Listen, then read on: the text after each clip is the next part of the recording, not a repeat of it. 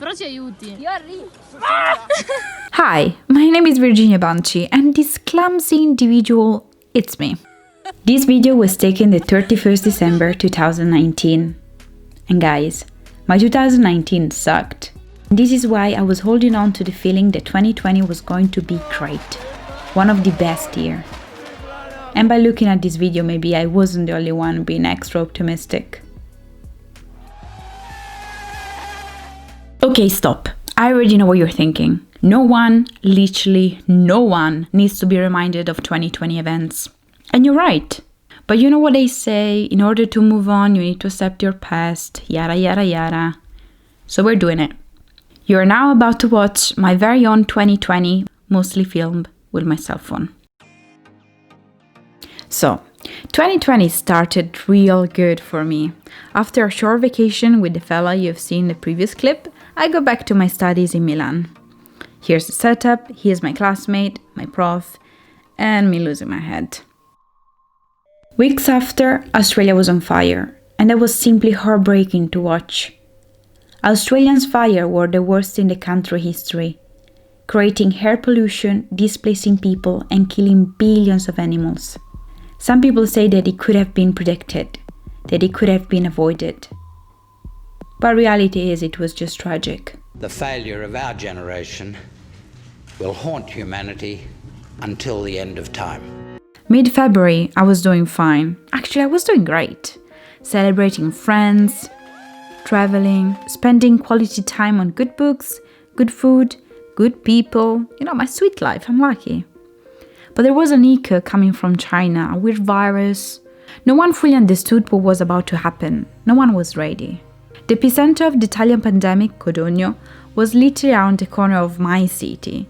So we all started living the vida loca isolated in our homes. But at least by then, I had finished my master. Boom, look at this baby. Out of boredom, I downloaded TikTok, and out of curiosity, I started a film course. This time, luckily, a free one. These are my classmates, and this is me feeling myself. My days were all the same. I really couldn't do much, apart from grocery shopping and feeding birds. I called this one Johnny. During the first lockdown, I felt extremely unproductive. I felt stuck. Days became weeks, weeks became months. I felt like a mess. Come on, isolation made me believe it was a good idea to text my ex.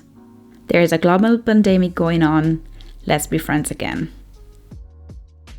Yeah, well, apart from that, my quarantine life was saved by Netflix, a penguin, coffee, and lots of Harry Potter marathons.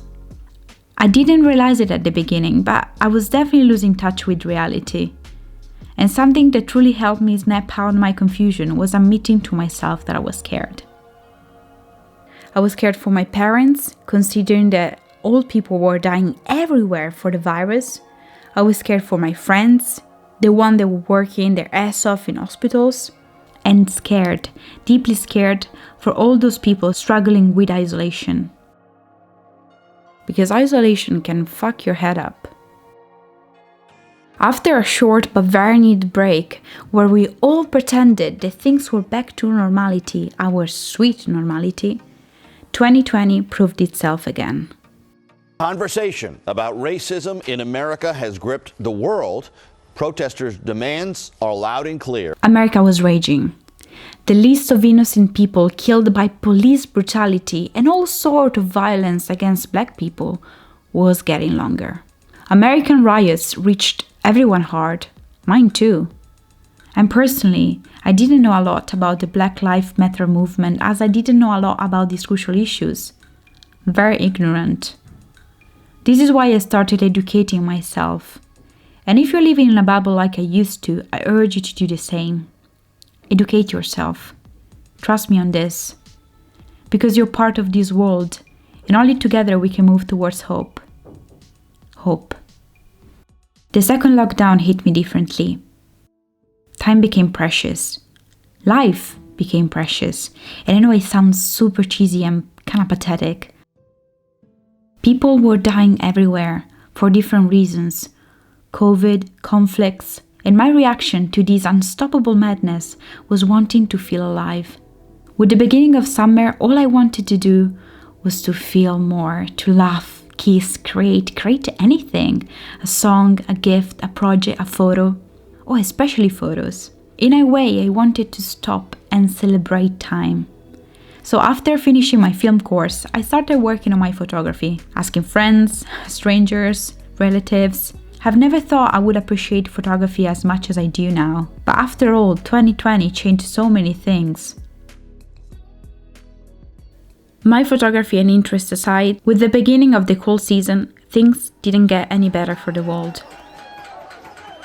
That saw government forces shoot and kill protesters who were demonstrating against police brutality. Anti-government protesters and Thai police got into a violent confrontation. They were shooting at every student they saw.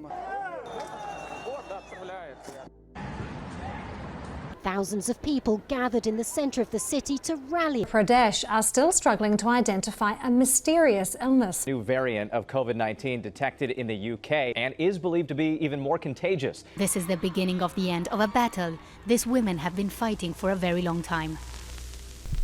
2020 is finally gone, and it surely left us reluctant towards having high hopes for 2021. Many of us have lost family members, friends, colleagues. Many of us have lost their jobs, their relationship. Many of us have lost hope.